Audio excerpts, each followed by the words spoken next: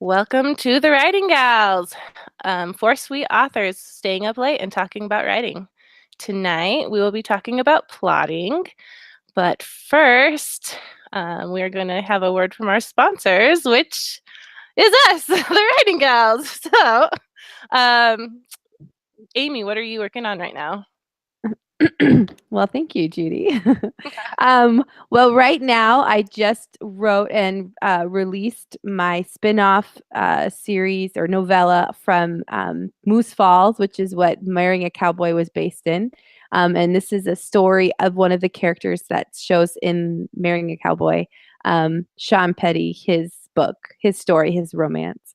And it's called Fighting Love for the Cowboy, and it is now available on Amazon. So go check it out. And then I am 35,000 words into Marrying an Athlete, which has about 15,000 more words to go. And then I'm done with that. And that will be released in May. And then I'm going to relaunch my YA urban fantasy series with more appropriate covers and blurbs, and then write the third book of that series. So lots going on. I keep putting on more and more projects on myself. So You're yeah. very busy, but you're very good, so it's awesome. Okay, Victorine, what are you working on? Well, I'm working on the next of my Billionaire books, so that'll be book number 4 in my Billionaire series. The latest book that I put out was my nonfiction, How to Write a Swoon-Worthy Sweet Romance Novel. And so that one's up for sale and out right now. So that's what I've been up to. Yeah, awesome. And Michelle, is your mic working yet? I don't know. Can you hear me? Yeah, I can hear you. What's going on with you? I am working on the final stages of my rough draft for The Trust of a Billionaire, the third book in my Southern Billionaire romance series. And I am also looking at picking up where I left off on my mermaid fantasy called The Lovely Deep, first book of the Mersong series trilogy. And I'm going to start on that next week as soon as I get this one off to beta readers. So that's awesome. And that Pitching cover job. is gorgeous, everyone. So be watching for it. Yeah.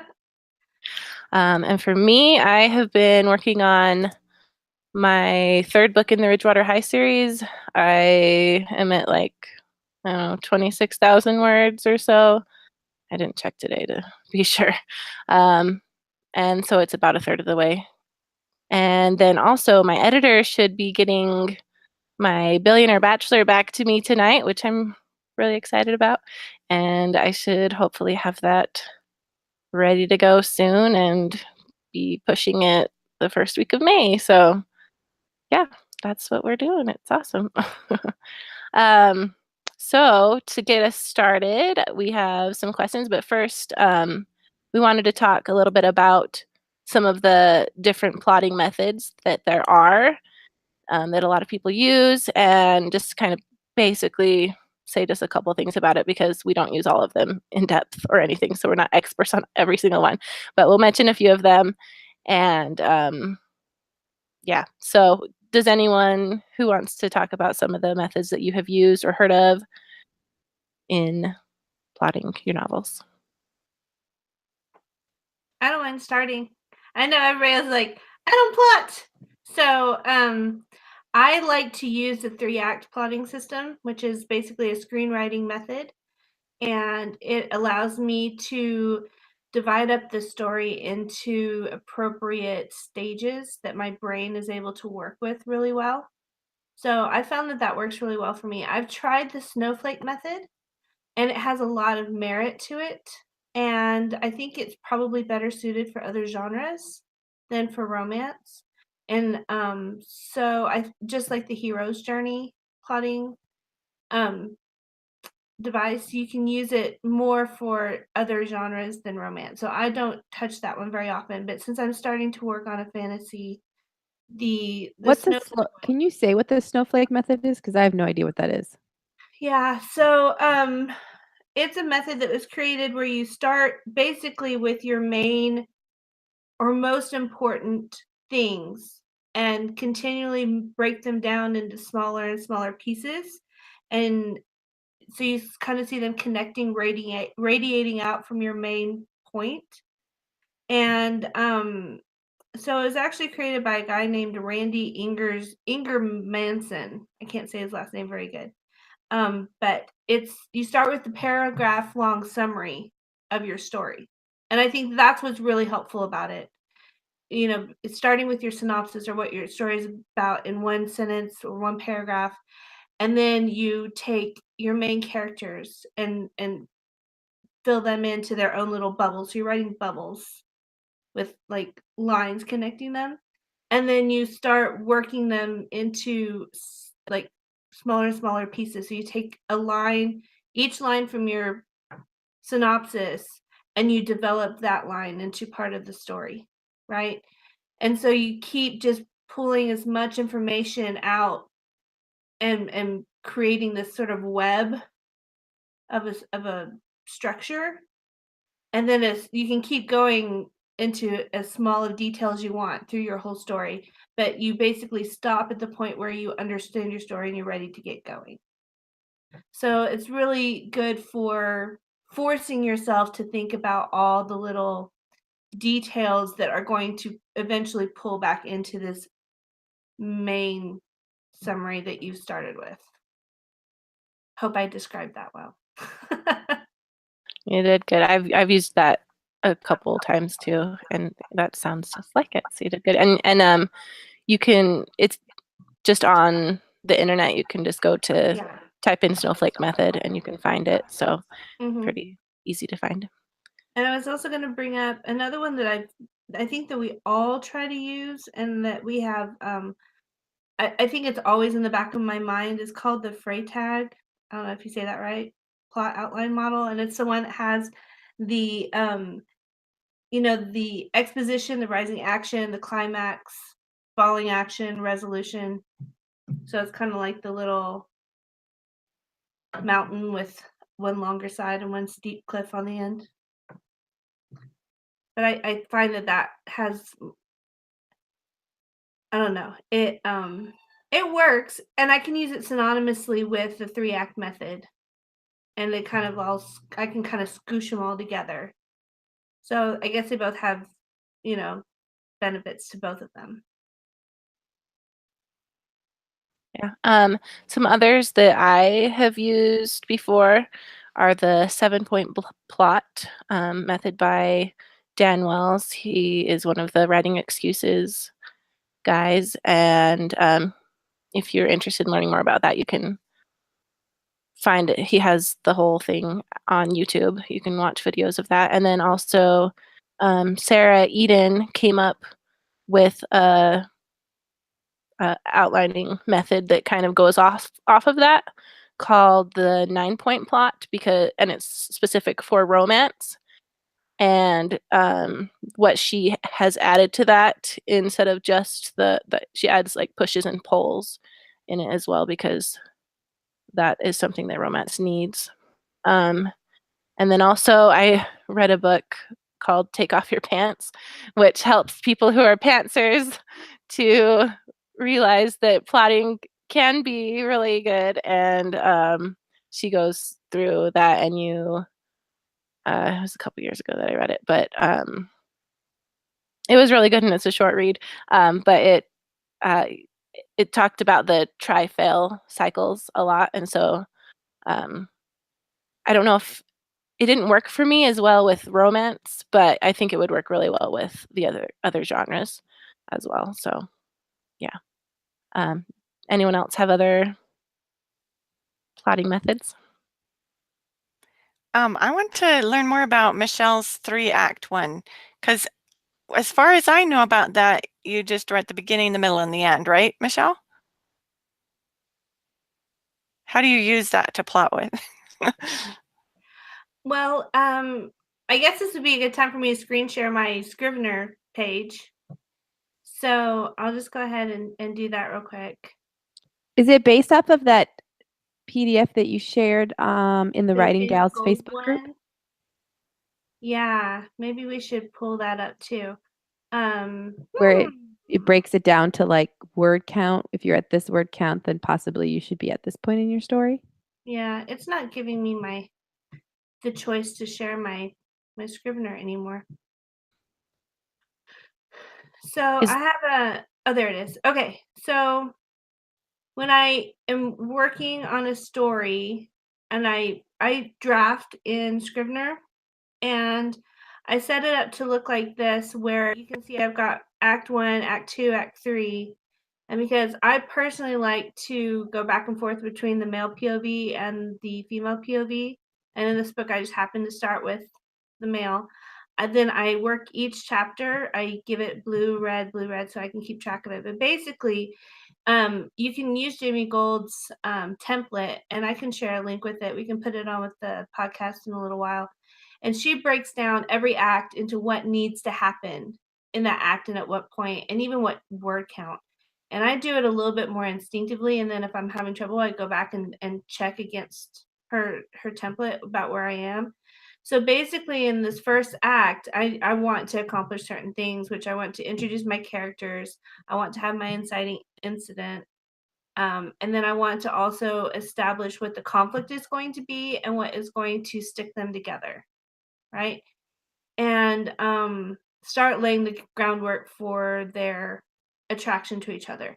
And then Act 2 is where you start having all of these different points coming up, where you're having the conflicts that are moving us towards different points, where you start to see that they are attracted, they're thinking that this might have a chance, then something big happens and ruins that, and it's all leading up to your climax, which is going to happen in Act 3.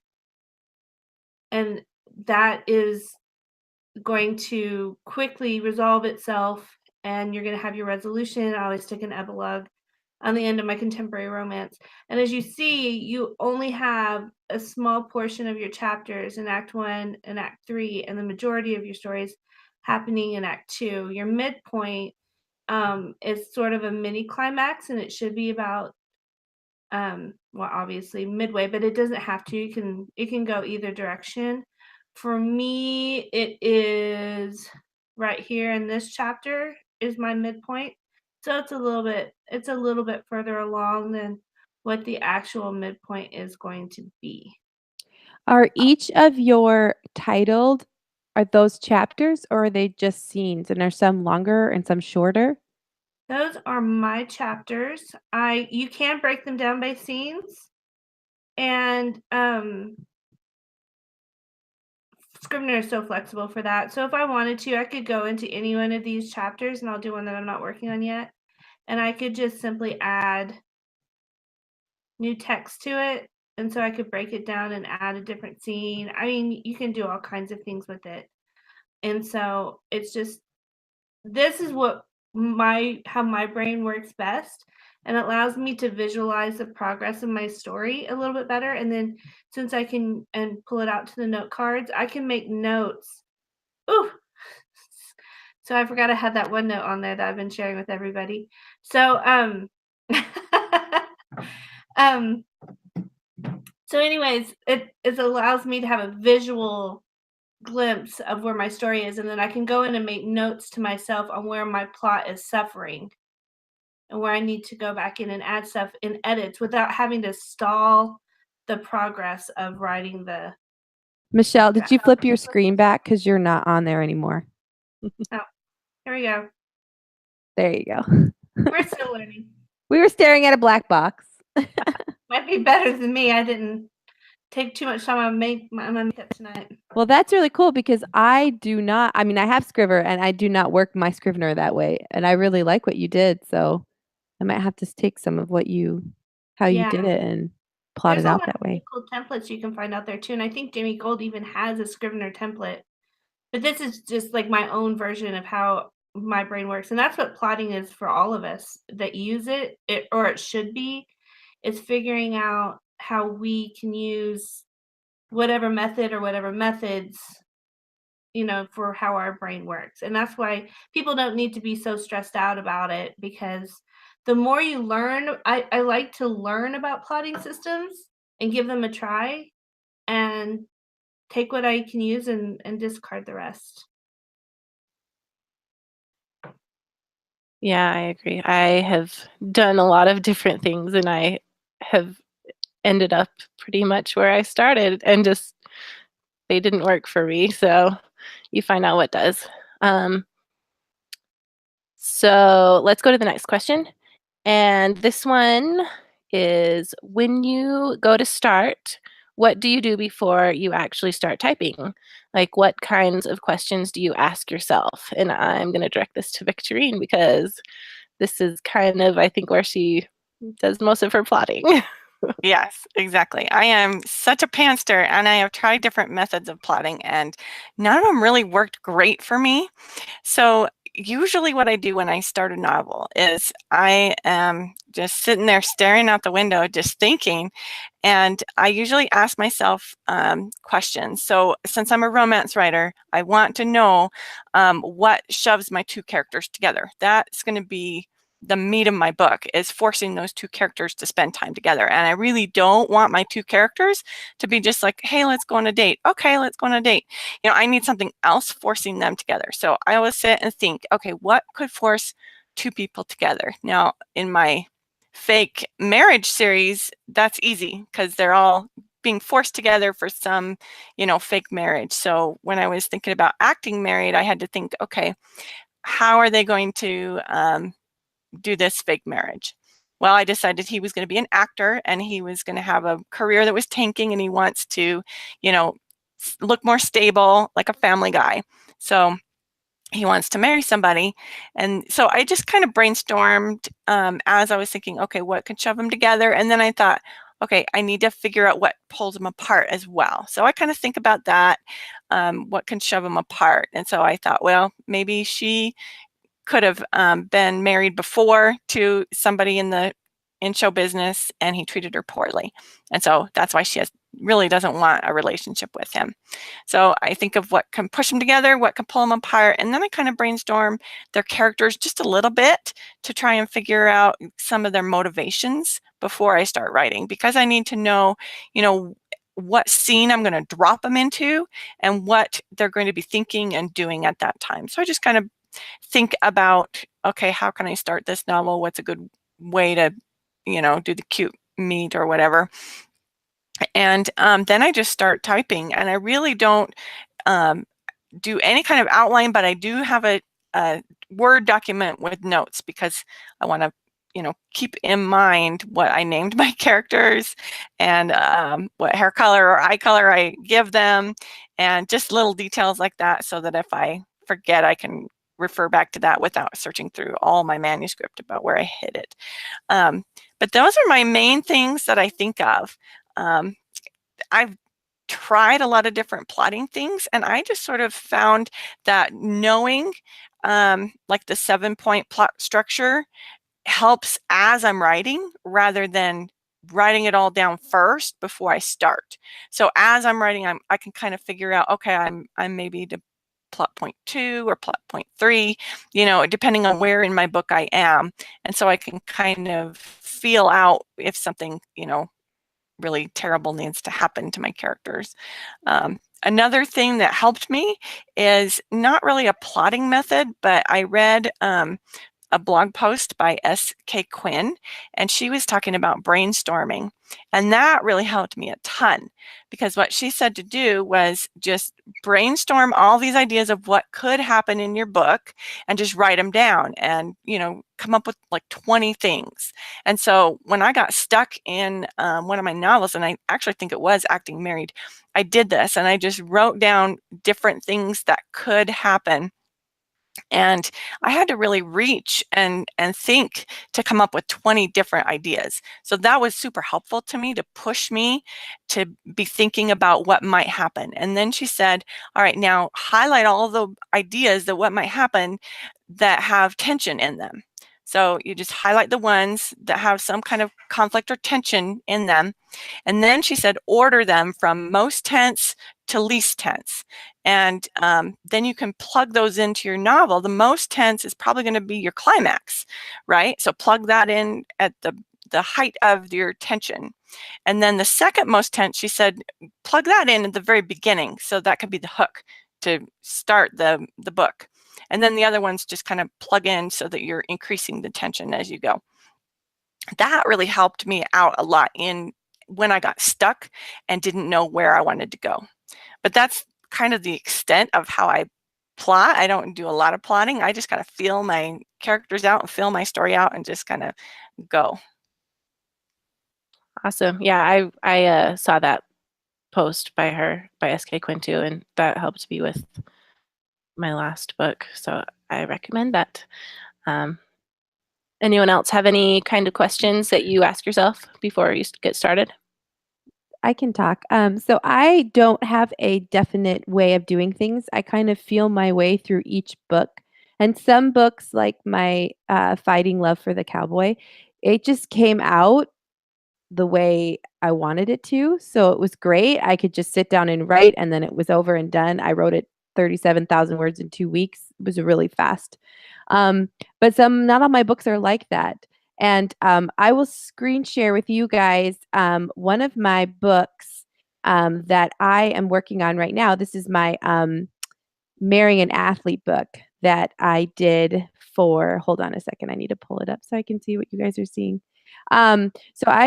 When I was asked to join a group of writers to create this book. And it's a resort book.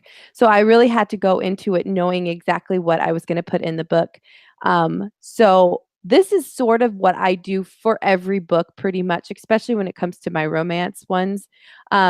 So I start off, I found this picture that I really liked, and it ended up being my cover photo because I ended up making it a fake marriage one. So I have a bride on my cover instead. But I really like this picture. So I put the picture up because that's the fun part of starting to plot a book, is to find pictures that you're going to use as your cover and get excited about it. The second thing I do when I plot is I figure out my tropes. So I go through the trope list and just write them down, and I write down exactly what's supposed to be in the trope and what the expectation is. And then I just kind of put up a really, really basic plot that, the heroine's best friend just got married and the hero's best friend's brother. So it just kind of talks about the basic plot of what they're going to have to do. Maybe some fun things. They have to share a room together. They plot to get the sister and the friend to fall in love again. And then the therapist helps to see them that they're perfect together because it's called a rekindle resort. They're going to fix their marriage.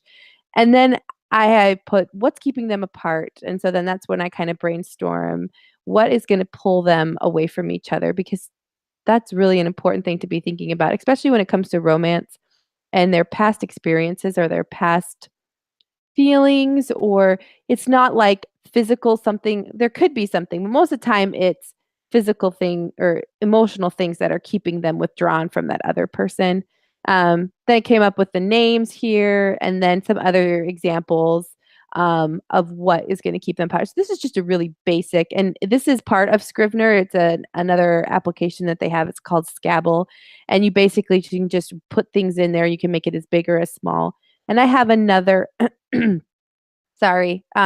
example of this as we get later on, of something where I actually really plotted out every single chapter in Scabble, and I can show you how I did that. So I kind of just go, I just go however the book takes me. And sometimes I write the first half of my book and then I have to sit down and plot the rest out because I can't figure out where to go, or I'm just feeling a little bored with my book. And so I'm like, okay, I really need to take some time to figure out. So if you feel like, oh my gosh, I don't do any of these things, I do all of them for all my books. It just depends on which one I'm writing and where I'm stuck at. So Awesome. Do you want, because the next question was about the different ways that we do plot our books. Do you want to show us the other part that you do? Yeah, for I can them? show you the other one. So the one that I wanted to write really fast was my NaNoWriMo book for last November. So I was like, okay, I'm going to take 2 days and I'm going to really plot out my book. And so this is Falling for the Billionaire. And I want to see how fast I can write it with having put a book out. So okay, hold on a minute. I got to figure out how to get it back up there. Okay, here we go. So I really, really took the time to think about different situations I was going to put my characters in. And examples of them. So here it is. I wrote down chapter 1. I'm also really bad with dates. So making sure that my dates line up and that my days make sense, because I'm not very good at that. So chapter 1, I talked exactly what's going to happen in it. And I think I had chapter 1 and chapter 2 written before I plotted this out. So I kind of basically knew the character and how it started. And then I went and if you can see, at chapter 4, chapter 5, it goes to chapter 6. So obviously I'm not going to name all the chapters, but I go down and as I get farther down into the later chapters, I'm not as specific, because actually my book changed a lot from what I had plotted out in here. So some of the things as I was writing along, I was like, sometimes I overplot and I end up having to cut a lot of the things that I put in there. But I really got down to the basics of what was going to happen in that chapter. And then I also took the time to come up with pictures of descriptions, trying to be a little bit like Michelle and her Pinterest board, so that when I had to come to describe what I was looking at, then I could just go straight here and be like, oh yeah, this is what it looks like. So if anybody wants to know what I think Paige looks like, just right here. So, and then here's, another example where I found my billionaire. I think he might be the one that's on my cover, and then no, that's not him. Oh, it was somebody else. Well, that's the one I liked, but I think he ended up looking too weird on the cover. So he ended up not being there. But this was more of something that I took and plotted out, and it worked. I wrote that book in like very little time. It came out really fast.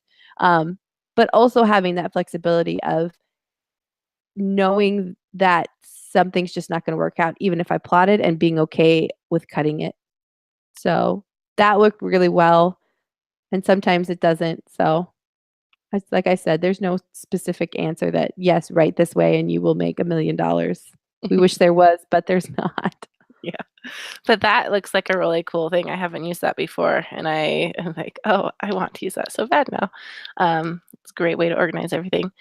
For me, I have tried a lot of different things, and they have not worked as well as others. Some haven't. And so what I decided to do with the book that I'm writing right now was to just kind of go back to the way I started, which I do like to ask myself the same questions that Amy and Victorine have talked about, like what is pushing them together, pulling them apart, what tropes do I want to use, and then just like what are the characters like.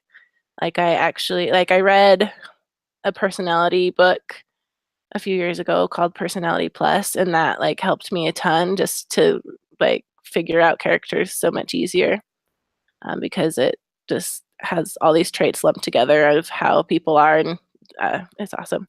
So read a personality book that helps you figure out characters real quick. So I'll screen share just what my outline looks like right now. It is basically kind of just like a mini draft of a book.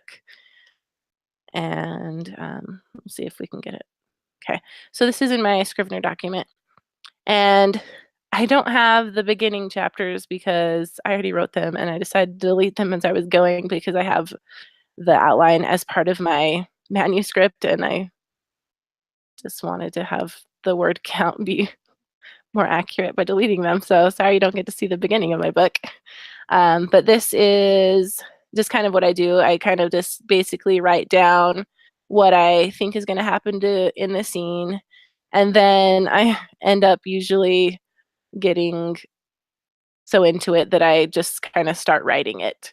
So I have like the beginning where I need to write that, and then I have all the dialogue and the action and all I pretty much just start writing. And then I just kind of end it. And then I just basically do the next thing. And these highlighted parts are ideas that I had that I thought are things that I might change in what I had previously outlined. So that's just to get me to realize, oh, you changed that. So I basically just did that through most of the book. And I know there are some scenes that I didn't quite get, but then I jumped to the black moment because that is a big thing in the romance genre. And so I figured that out, and then I kept going. And so I just have that going through. And then at the end, at the bottom of it, I have just other little ideas that I had after making that main outline.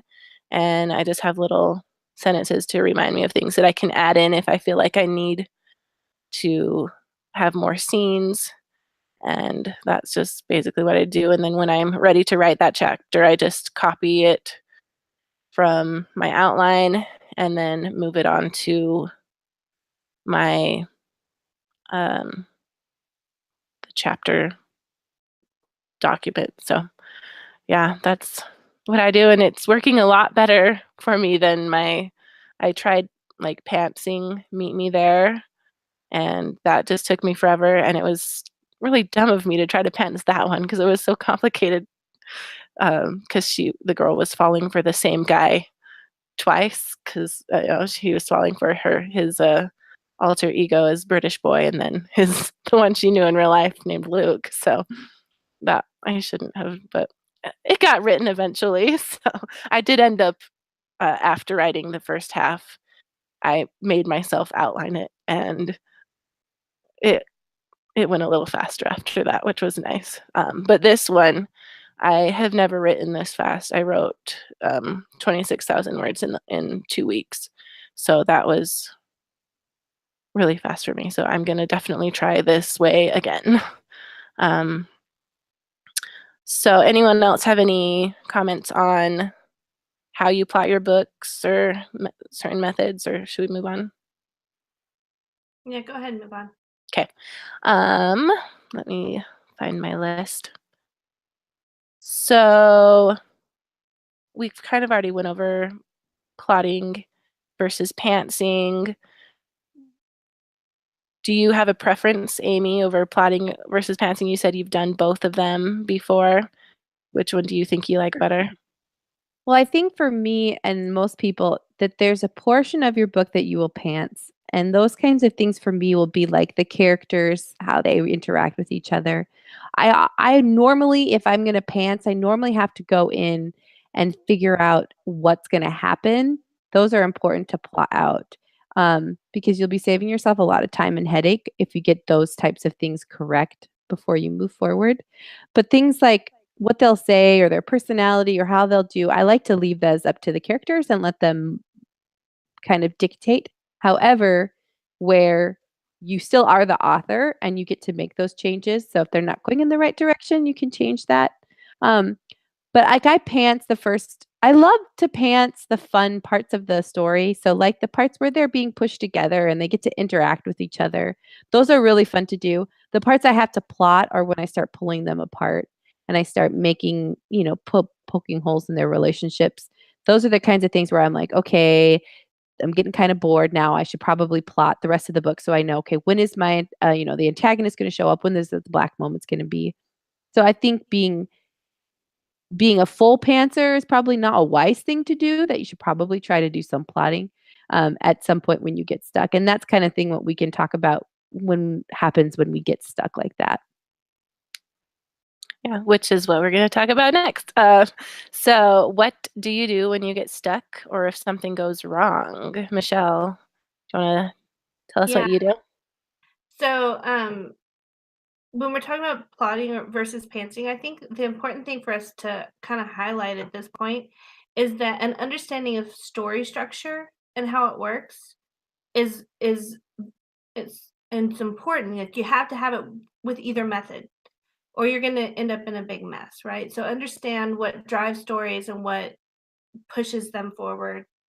If you can have story structure sort of inherently understood, then you can do either method, but you're probably always going to get stuck at some point. And so what I like to do when I get stuck is go back, and that's when I can do the really detailed outline, because that way I can get one of these plotting methods and plug in what I've already done, and I can see if I'm following it right, so that maybe I realize that I have my inciting incident happened too late, or maybe you know, that the midpoint of my book wasn't strong enough, and that's why I've got a sagging middle.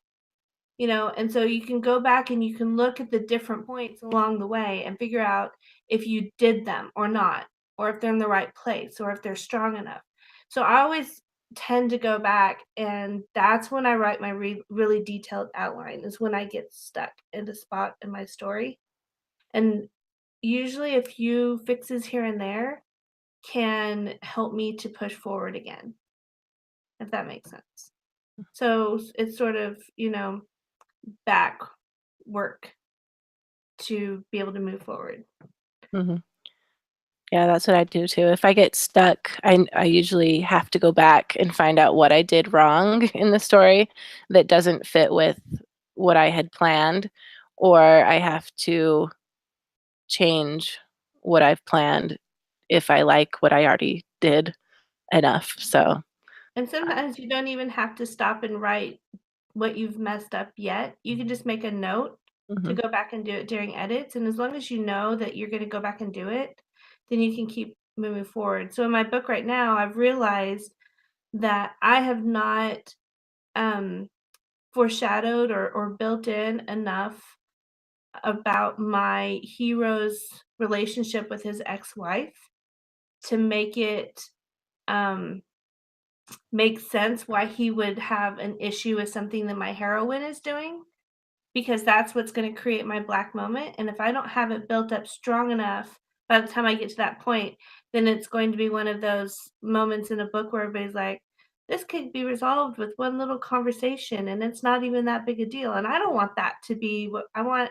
This to be a major deal that characters really have a difficult time overcoming this, and the readers don't know what they're going to do or how they're going to possibly fix this. So I just right now have note. I've gone back through and I've realized, oh yeah, that was something that I did not put into my story, and it's important. It's inherent for this particular point of my plot. And so I just go back and I just add notes. Okay, you can say something about this here. You can add this in here. Figure out what those things need to be. And when I'm in edits, that gets fixed. For me, one time, well, when I was writing my first fairy tale prophecies book, which will now be called Inferno instead of Cinderheart, but I was writing, I struggle with timeline and making it so, because I want all them to fall in love with like in a weekend. You know, like I'm not a fan of books that take a year for people to fall in love. I just get kind of like, well, what were they doing for that week and a half when they weren't talking? And all of a sudden now we're in this story and now we're a week and a half ahead. I can't get on board with that. And so I was writing the first week of her life, Gabby is her name, the first week of her life. And then I had to wait a whole nother week until the weekend for when the prom was going to take place. Because obviously it's a Cinderella retelling, so they're going to have a prom. But I was like, how do I get from Monday to Friday without going through each day? And I was really, really stuck. And thankfully, I wrote this at NaNoWriMo. So I was like, well, I can't stop. Like, I have to keep going because I got to get my word count. So what I ended up doing was writing the scene. I knew what was going to happen. So it was, they were going to be at a bonfire. And then as I started writing that scene, I was having dialogue and I was able to place back what had happened. So to cover two more scenes that needed to be covered. And that was it. And in that whole weekend, I just needed to have two scenes and then I could move forward. So I think I was just like, it had been, you know, the week had flown by and I hadn't seen this person, blah, blah, blah, blah, blah. And then there's the asking to prom, and then she's talking to the teacher, and then bam, they're at the bonfire. So that was really helpful for me. And so now as I'm writing this one book with my Marrying an Athlete, which I'm struggling with, um, I was like, well, I know I need to have this scene. So I'm just going to write kind of maybe sort of scenes. And then I'm going to get to that point. And then when I go back in through edits, then I can make sure that lead up to that moment is a lot better than what I have. Because sometimes you just don't know how to get your character there. So just starting there with your character and then working your way back works for me. Well, I get stuck a lot since I'm a major pantster. And so usually when I'm stuck, it's one of several key things. The biggest thing for me is I lost the conflict. If I completely lose the conflict in my story, then I'm just sitting there staring at the screen going, okay, what can happen next? Because this is super boring now. So I have to kind of back up just a little bit and decide where I lost my conflict and how I lost my conflict and how I can get it back. And sometimes I have to delete some words and, just have your character change directions. If they, got in their car and went home and you're like, no, that's not working, they're boring at home, then maybe they went somewhere else or got a phone call and had to go help somebody, or, so sometimes I back up and change directions. Something else that happens when I get stuck is maybe I don't know my characters well enough. And then I don't know, what would they say? What would they do in this situation? So when I have that come up, one trick that I like to do is I like to Google questions to ask a date, because that usually you can find 200 questions to ask your date, and so I can scroll through them and look at all these different questions, and I ask my character that in my head, and I can get to know my character better by knowing what their favorite movie is, what their favorite book is, and all that other stuff that you would ask somebody to get to know them. So that's one trick I do. Another trick I did, I found out by accident, one of my characters was really into astrology. And so I picked up a couple astrology books from the library and read them. And I was like, whoa, this is full of great character information, because, if you're a Leo, then you have all these personality traits of a Leo. And I was like, this is great. I can go in and gather up all kinds of personality traits and things that my character might do or be, how they would act, just from looking at that book. So those are my two tricks for getting to know my characters better. And sometimes that just knowing my character better helps me to get past a part where I'm stuck. Those really good ideas. I like those. Any other thoughts on how to get past a part where you're stuck, or should we move on? Okay. So Amy kind of briefly mentioned poking holes in a relationship. Can you maybe kind of talk about that a little bit? Like, how do you poke holes in a relationship where everything seems to be going well? That's something that I struggle with, I think. So I'm interested in learning how you do that. Well, I think I understand what you're asking from this question, and maybe the other writing gals can help me. I think you mean, like, how do you, especially in romance, it's the push and pull that you have to do in every relationship. And so, just like Victorine said, if it feels like things are kind of boring, it's probably because you've lost the tension in your story. So going back and having them come together a little bit, and then, and then have them pull back a little bit and have them come together. It's kind of like they slowly are like moving towards each other, and then obviously they're going to kiss, and then you have the really big pull apart where an ex shows up, or they feel super guilty that they've done whatever it is that they've just done. So making sure that every time you have a come together moment, you also have a pullback moment. Because if all they're doing is coming together all the time, then you're just reading a story about people who are in love, and you don't, that's great, but it's kind of boring, because you're not rooting for anything to happen. You're just like, well, they're already together. I'm a very much a pull my characters apart all the time. Very rarely are they super happy all the time. I think I don't really have a lot of kisses in my books, a lot of them, because I think I like to get almost kisses, and then nope, nope, nope, and then almost maybe, and then no. Sometimes I'm even writing, I'm like, this is it. This is going to be their kiss. And then I'm like, oh, no, it's not. You have to wait 3 more pages, and then that's going to be the kiss. And I even surprise myself. So making sure that you know what your characters want, but never actually giving it to them until the very end, I think is very important. And that comes down to, do you know what your characters want? Do you know what is driving them internally? Yes, they say they don't want relationships, but they really do. They're lonely. They want somebody. And so, but just making sure that inner conflict is also going against their inner desires, I think, and making sure that you're always pulling them back apart instead of coming back together. And I want to say, the more you do this, the more it just becomes natural to you, where you're like, okay, oh, no, I got to pull them apart. And then, oh, I'll put them together. No, I'll put them, like, it becomes something innate in your writing that you learn how to do. You just have to make sure that you're practicing it. And then it goes back to critiques and beta reads.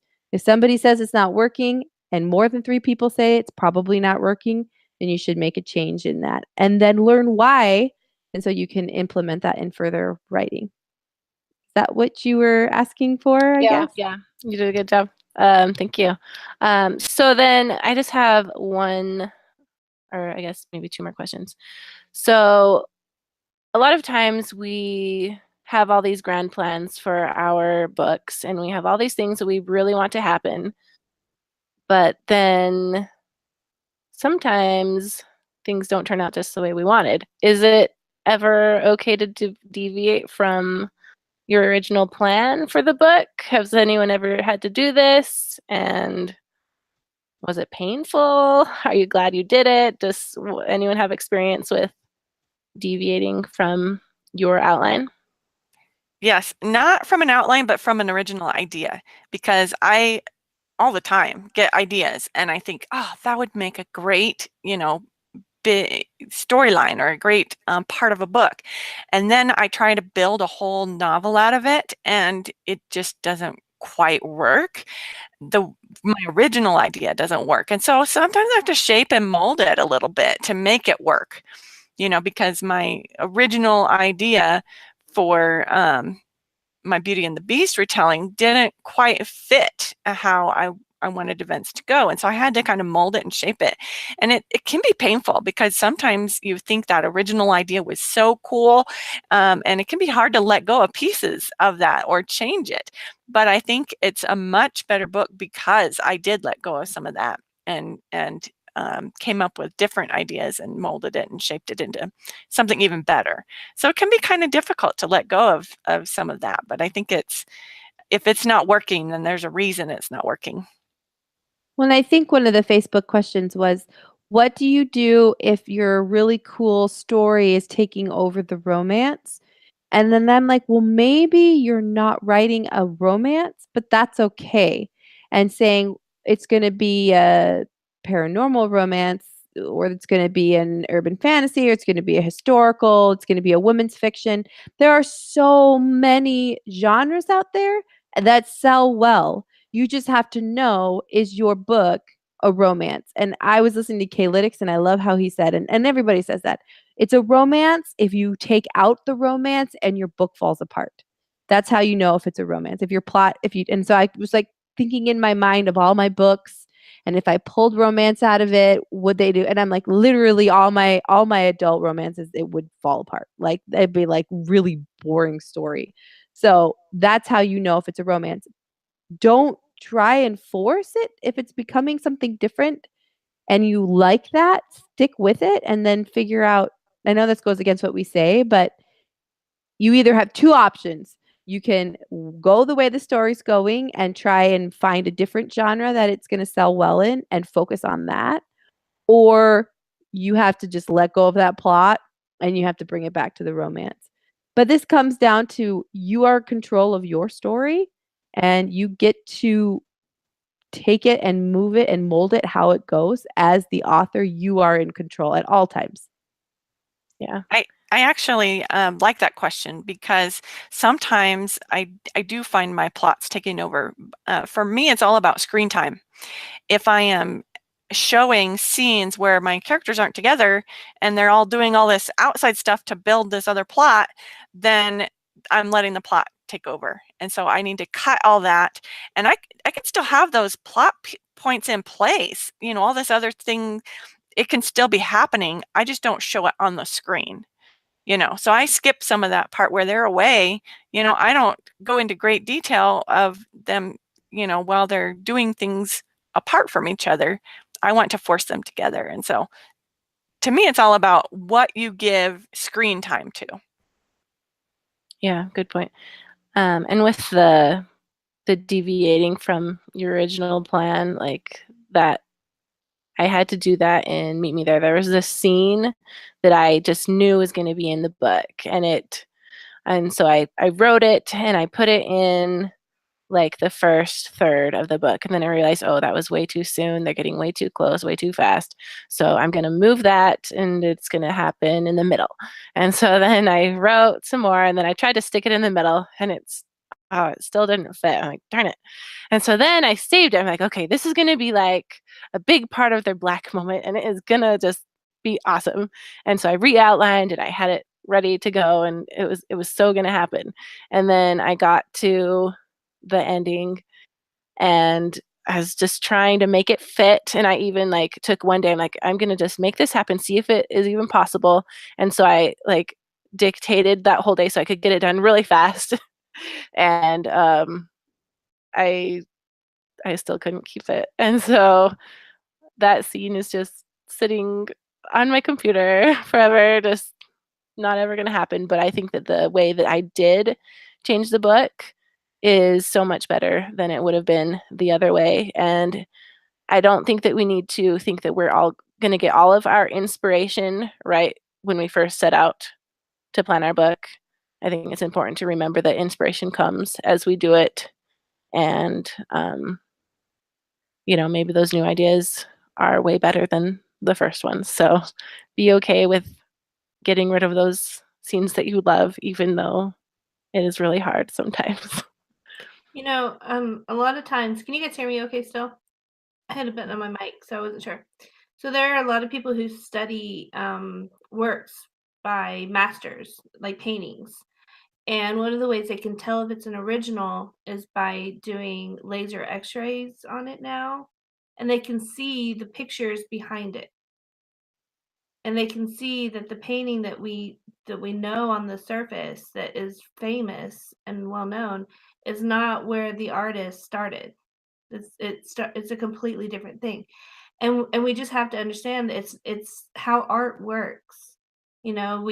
As an idea begins in our mind and we start somewhere, and we just have to keep letting it work and become what it's going to be. The final product is not ever going to be what we imagined in the beginning.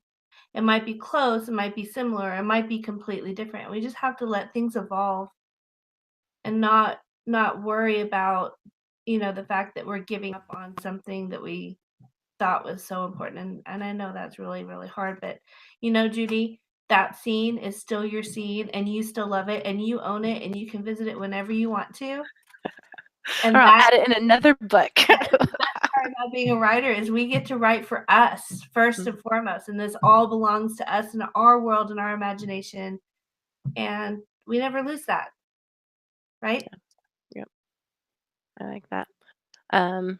Okay, and then one last of the questions that I had before we get into the rest of the Facebook ones. Michelle had talked earlier about how sometimes when she gets to a chapter, she doesn't quite know where to start. So what are some of the things that you have done to get yourself going? Yeah, since I also kind of start out with broad ideas of what I want the story to do or accomplish or where I want it to go, sometimes I will start on a chapter and I just like, I have no idea what I'm about to type, and I just sit there frozen. It's kind of a writer's block thing.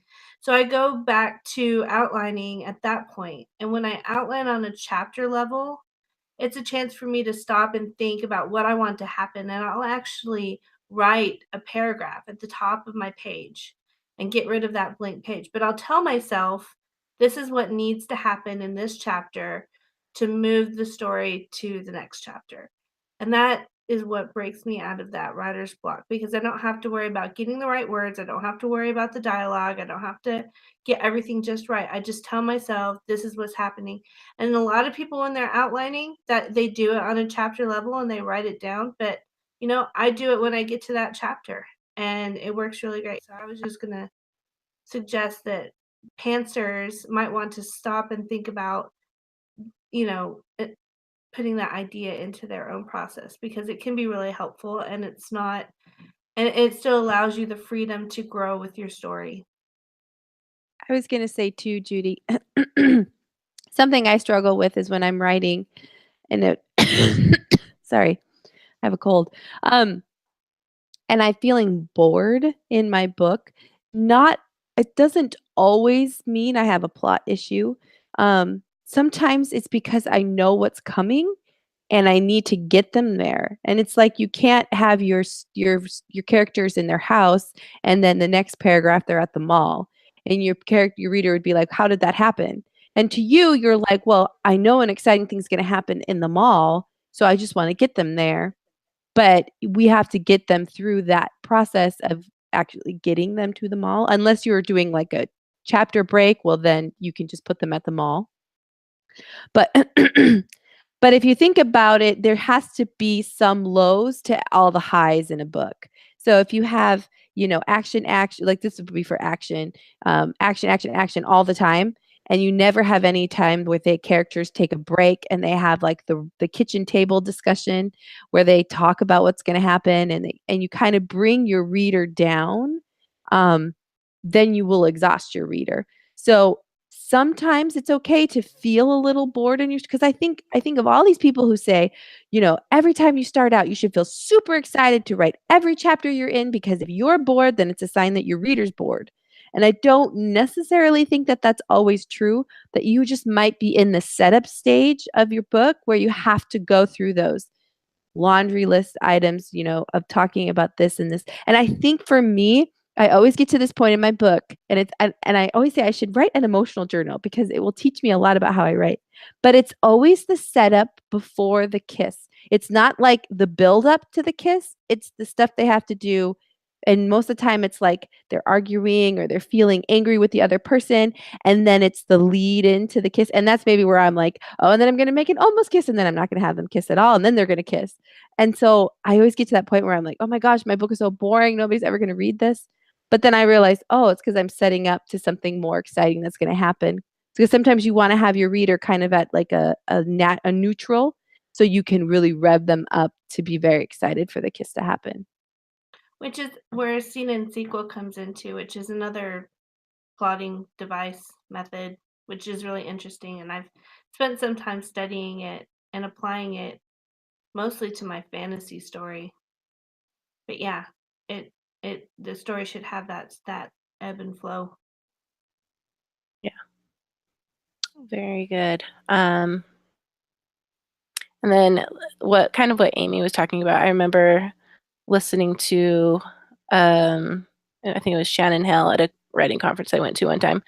And what she liked to do, I think she'd said that she writes all the exciting scenes and then just adds bridges between the exciting scenes to get from one to the next. So that's another way to think about that.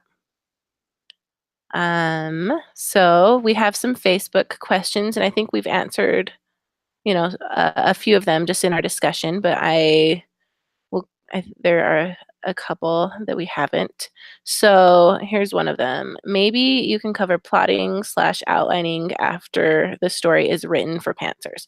So have any of you written a novel and then had to do an outline afterwards to try and fix it? Yes, I've done that to an extensive degree with one story that needed a lot of help and was very complicated. And I think that the more complicated your plots become, the more likely you're going to need to do this.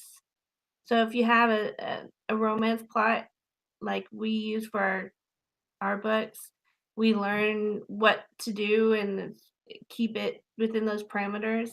And when you step outside of clean romance and you have multiple plots and conflicts, or if you try and do a love triangle, the more complicated you make things, the more difficult it is to rein that story in. And that's usually where it's really helpful to go backwards and plot things out and make sure that you've filled everything in. Because when I finally did go back and write out my plot based on what I'd actually written, it was incredibly helpful. So I do it all the time, just more extensively on stories where I've really messed it up.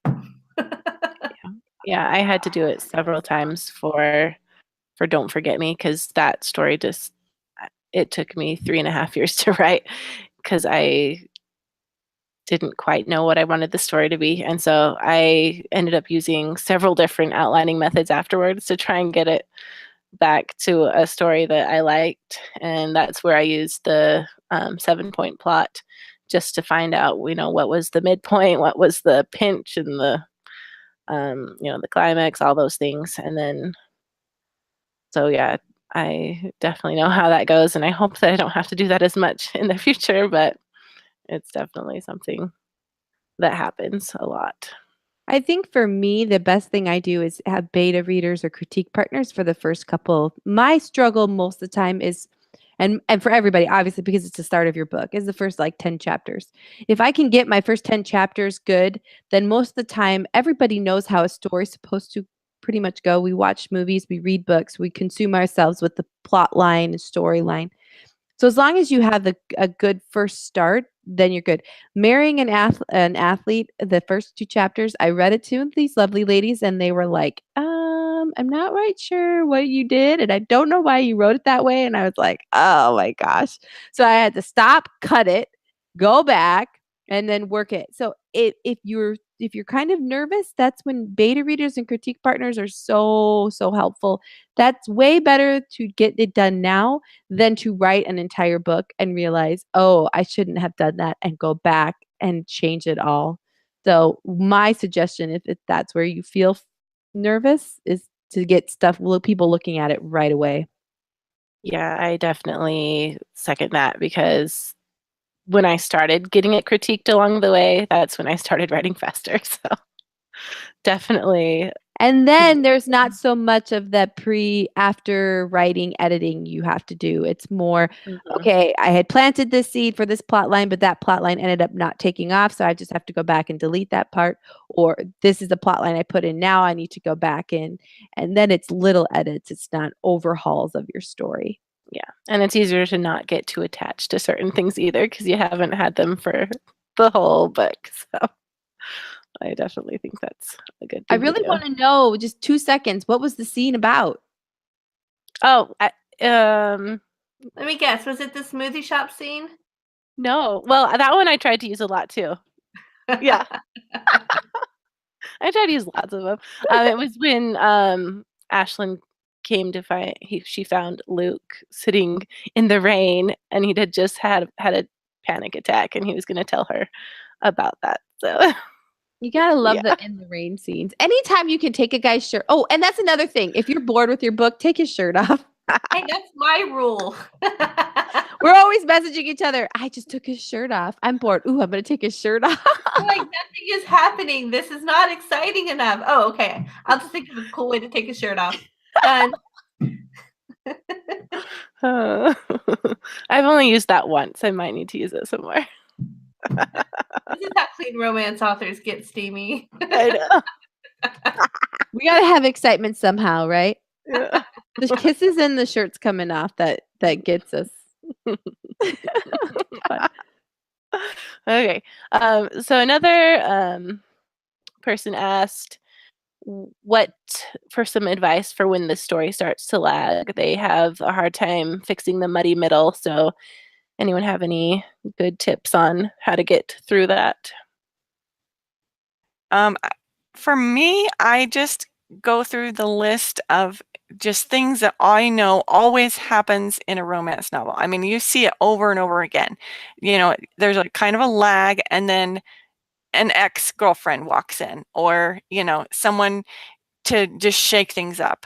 So I just kind of keep a mental list. I don't actually have it typed out, but a mental list of different things that happen in a romance novel that usually shake things up. And usually it's the tension, because it's lagging because I've lost the tension. So I need to do something else to bring back that tension. And so that's kind of what I do. So whatever genre you're writing in, if you've read a lot in that genre, okay, well, the bad guy kills his assistant, always in every book. So I'm going to have the Dark Lord kill somebody, to shake it up. And so I would just keep a mental list, or even just write down a list of things you always see in books that either shock you or bring in more tension, and then stick something in like that. Yeah, I was going to say that in any genre you're looking at, what you're trying to do through the middle is continuously up the stakes, right? And your characters need to have victories along the way. In romance, that victory is a moment where they come together and they start to acknowledge feelings, recognize feelings, or start to think maybe I could make this work in this way. And so the way you bring the stakes back in is you just throw problems at them that make it continually worse, continually harder. And you start also laying little stepping stones, little breadcrumbs for the reader to recognize that something really bad is in store for them and they can't see it yet. And that's where the middle gets exciting, is the suspense, because the reader knows something is going to happen. The reader knows this is not going to turn out well, and they're just waiting for that to happen. And that's saggy middles happen because the readers don't feel suspense, or they don't feel an urge to hurry up and figure out what's going on. And they get kind of stuck in this. I think saggy middles happen when nothing important is happening to drive them towards that major conflict at the end of the book. It's like the anticipation for a balloon to pop. Like you're waiting and waiting and waiting. And if you've popped your balloon and you don't have another one waiting in the corners, then your reader's going to kind of go, blah. But I was listening to a podcast, Brandon Sanderson's Writing Excuses, and he talked about how with his books, because he writes epic fantasy, he can't keep his reader at that level of intensity for suspense or tension because his books are like 300,000 words. So he creates smaller climaxes and resolutions in his book that he would hope that the reader's going to keep turning the pages, but he can't keep it. Romance readers, our books are 50,000 words. So you can keep them at that higher level of tension where they're just going to keep turning the page and turning the page. And I got to know if they fall in love. I got to know if they're going to fix this. But it also knowing your genre is important as well for any of that kind of sagging middle or plot that you feel like where you're at. Okay, very good. I think we have answered most of the others. There's one more. I'm not sure if we did. Tell me if we did. So how do you stick to a storyline arc and keep the pacing authentic instead of forced? Any ideas on that?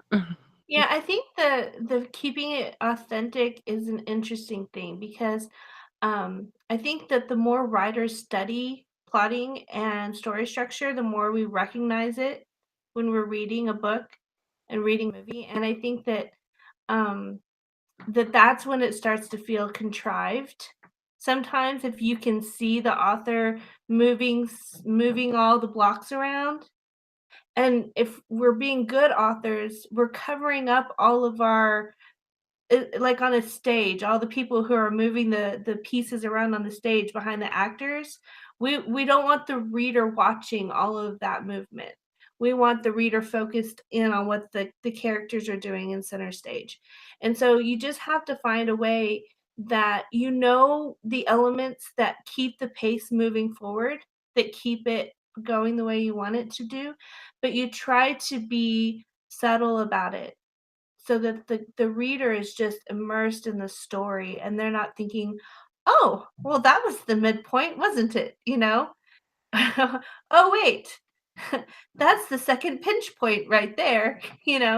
As readers, we don't want to know all that. We want to just be moved through the story. And I think it's very, very easy to do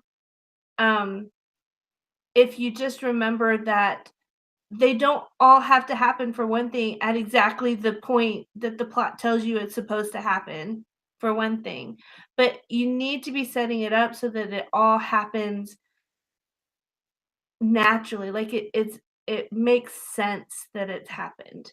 So like Victorine talks about bringing in the ex-girlfriend or bringing in the other person. And you just got to make sure that there's a reason for them to show up, that there is something that makes sense, or maybe lay the breadcrumbs in the beginning of the story that this person exists. And so when they show up, it's not such a big like, oh, well, I guess the author wanted things to get more difficult for them now.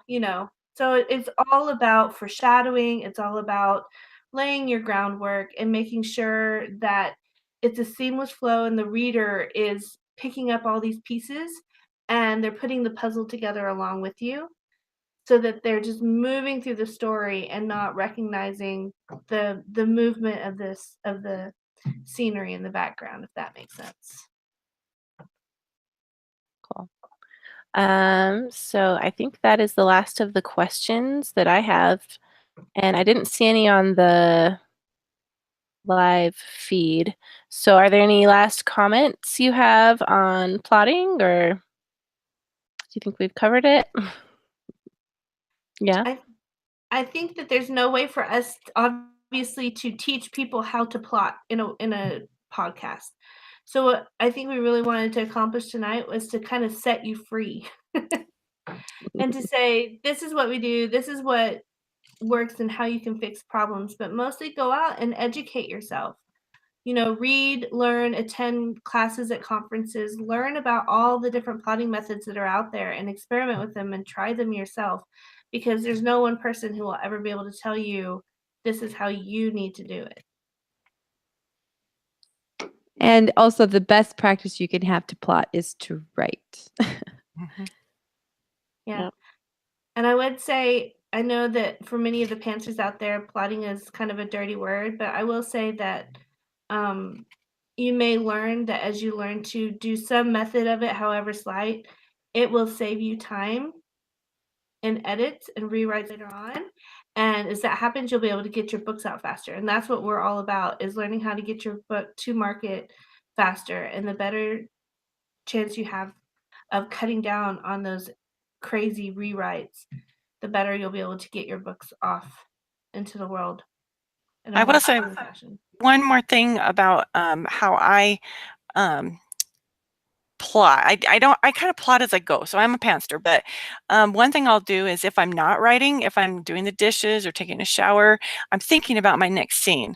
I'm thinking about what is going to be cool about that next scene, trying to get myself excited to write it. And that usually helps me sit down and be able to, push that scene out quickly. Yeah. Very good. Well, I think that's all we have for tonight. So thank you for joining us. We are the Writing Gals, and thank you for staying up late. Thanks, guys.